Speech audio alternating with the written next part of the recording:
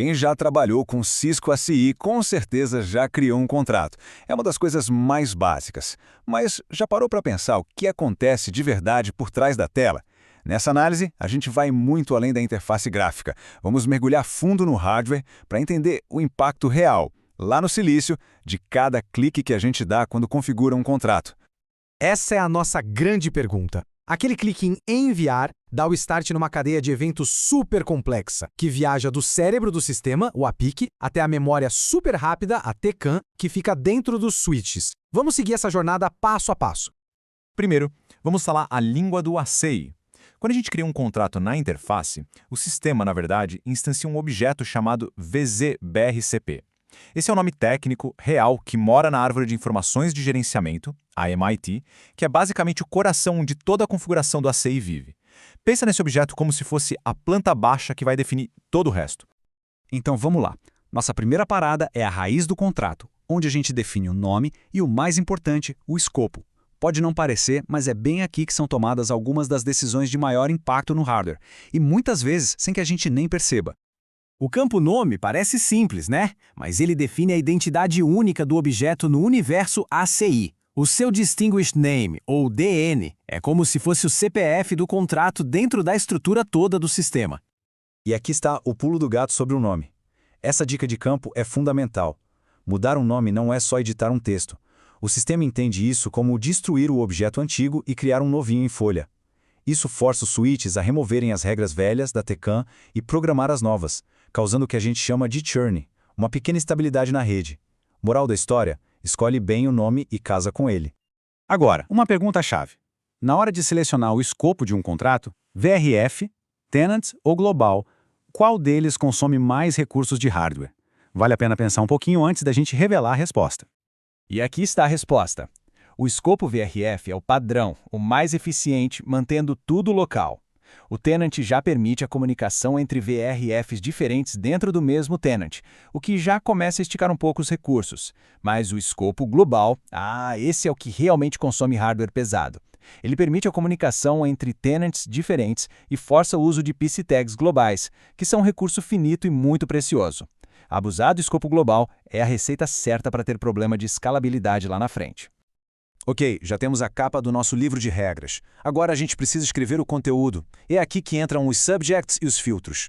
Dá para imaginar o contrato como o livro, os subjects como os capítulos e os filtros como as regras específicas em cada página. Um contrato sozinho é só uma caixa vazia. O que dá a vida para ele é o subject, ou VZSEBD. Pensa nele como uma categoria de regras. Dá para ter um subject para tráfego web e outro para tráfego de gerenciamento, cada um com suas próprias políticas, como QoS, tudo dentro do mesmo contrato. Agora, um conceito que é, fundamental sobre o hardware do ACI. Lá no fundo, os chips do switch são stateless. Isso quer dizer que eles não acompanham o estado de uma conexão TCP. Eles olham para cada pacote um por um e decidem se deixam passar ou não como uma lista de acesso, uma CL, só que muito, muito rápida. Isso cria um desafio. Como é que se permite o tráfego de resposta? É aqui que a inteligência do software entra em jogo. A opção Reverse Filter Ports, que já vem marcada por padrão, é a grande mágica. Quando ela está ativa, é como dizer para o APIC, o cérebro, para ser esperto. Ele vê o tráfego de ida sendo permitido pelo filtro e, de forma proativa, ele já programa uma regra de volta correspondente na TCAN do switch. É assim que o ACI emula um comportamento stateful usando um hardware que, na sua essência, é stateless. Outra caixinha importante é a Apply Both Directions.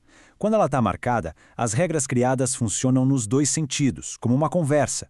Se desmarcar, o contrato vira uma via de mão única, como um comando. Isso é útil para casos bem específicos, tipo um streaming de vídeo ou DP onde não se espera uma resposta. Bom, já passamos pelo básico. Agora, vamos explorar algumas das opções mais avançadas que ficam dentro dos filtros. São ferramentas poderosas que muita gente ignora, mas que permitem um controle muito mais fino sobre o comportamento do tráfego.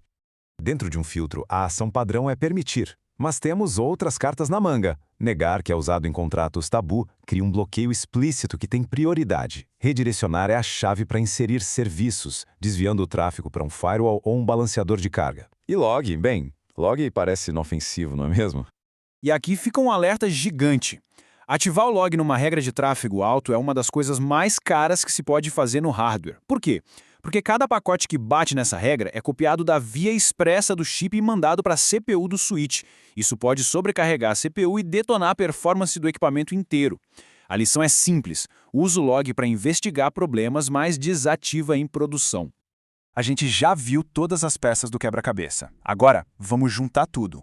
Vamos traçar o caminho completo, desde o momento do clique em enviar lá na interface até a regra ser fisicamente gravada no hardware do switch.